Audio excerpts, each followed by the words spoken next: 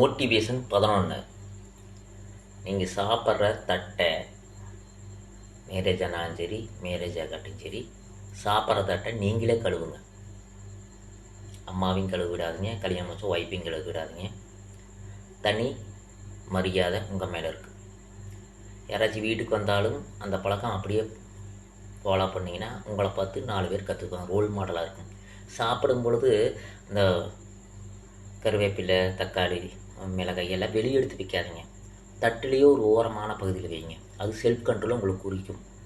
உங்களுக்கு அதில் நிறைய கற்றுக்கலாம். எல்லாமே ஒரு கட்டுப்பாடோடு இருக்கக்கூடிய அளவுக்கு நம்ம சாப்பிடும்போதே தெரிஞ்சுக்கலாம். நிறைய பேர் நம்மளை பார்த்து கற்றுக்குவாங்க. எங்கே போனாலும் சாப்பிடும்போது அப்படி சாப்பிடுங்க. நீங்களே கழுவுங்க தட்டை. ஒரு தனி மரியாதை ஒவ்வொருவருக்கும் வரும். உங்களை பார்த்து நிறைய பேர் கற்றுக்குவாங்க. அந்த உணவு பிடிச்சிருந்தா ஷேர் பண்ணுங்க. நன்றி.